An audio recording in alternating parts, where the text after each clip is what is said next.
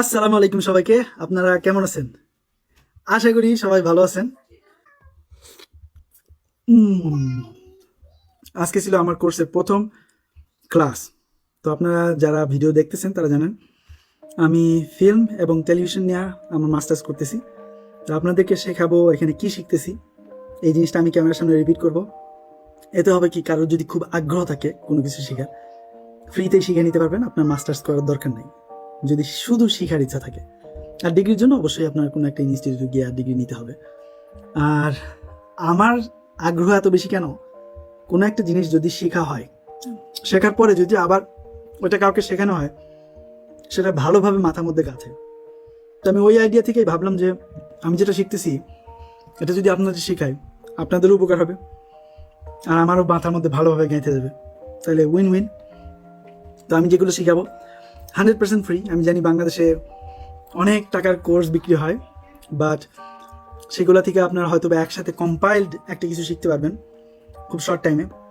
But আমার ভিডিওর মাধ্যমে যদি আপনি খুবই প্যাশনেট কিছু হন, খুবই প্যাশনেট ফিল্ম মেকার হন বা কন্টেন্ট ক্রিয়েটর হন, অনেক কিছু শিখতে পারবেন আশা করি। সেই উদ্দেশ্য নিয়েই আমার এই রিসেন্ট এপিসোডগুলো সাজাবো। তাছাড়াও অন্যান্য জিনিস থাকবেই, যেটা মাঝে মাঝে দেখেছে আমি আর আমার ছোটো মেয়ের দুষ্টামি, প্লাস ইউকেতে লাইফস্টাইলটা কীরকম, মানুষের কত স্ট্রাগল, এই জিনিসটা কিন্তু মানুষ শেয়ার করে না। এই দেশে আসার পর থেকে কিন্তু মানুষ দৌড়ের উপরে থাকে, কিন্তু ক্যামেরার সামনে যেটা দেখায় সেটা কিন্তু সম্পূর্ণ ফলস। ক্যামেরার সামনে দেখাইতেছে আমি অমুক জায়গায় লন্ডন ব্রিজে ঘুরতে আসছি, খুব মজা করতেছি, অমুক রেস্টুরেন্টে গেছি, অমুকের বার্থডে, এই দেখো কি করতেছি। বাট রিয়ালিটিটা কমপ্লিটলি অপোজিট। ঠিক আছে, জব খুঁজতেছে, টাকা পয়সা শেষ হয়ে যেতেছে, ভিসার মেয়াদ শেষ হয়ে যেতেছে, জবের ইন্টারভিউয়ে যেই ধরনের প্রশ্ন করতেছে এটা বুঝতেছে না, বাট এক্সপিরিয়েন্স নাই, ইউকে এক্সপিরিয়েন্স নাই, যার কারণে জব পাইতেছে না। এটা হলো রিয়ালিটি। তো আসল কথা আসা যাক, আজকে যেটা শিখলাম সেটা আমার পুরো ফিল্ম মেকিং আইডিয়াটাকে আস্তে আস্তে চেঞ্জ করে দিতেছে। এই চেঞ্জের জন্যই আসলে কোর্সটা করা। যদি কোনো কিছু শিখতেই না পারলাম, যদি কোনো কিছু চেঞ্জই না করতে পারলাম, তাহলে তো কোনো লাভ নাই। তো প্রথম ক্লাসটাই ছিল যে ফিল্ম মেকিং এর পিছনে রিসার্চ, এই জিনিসটার গুরুত্ব কি।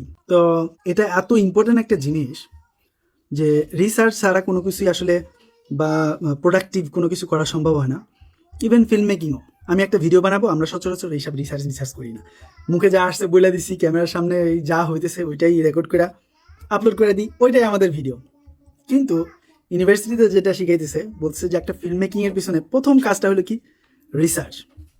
এই রিসার্চটা কিভাবে করতে হবে, এটা একটু অন্যরকম রিসার্চ, কিন্তু এটা কোনো সায়েন্টিফিক ল্যাবের মতো রিসার্চ না। ফিল্ম মেকিং এর রিসার্চটা হয় কমপ্লিটলি ডিফারেন্ট।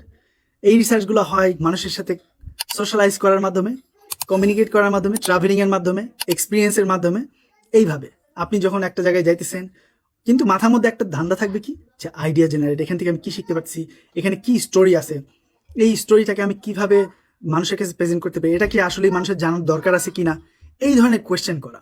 এই স্টোরিটা জানতে পারলে অন্য মানুষের কি উপকার হবে, এই পুরা স্টোরি কেন্দ্রিক একটা রিসার্চ।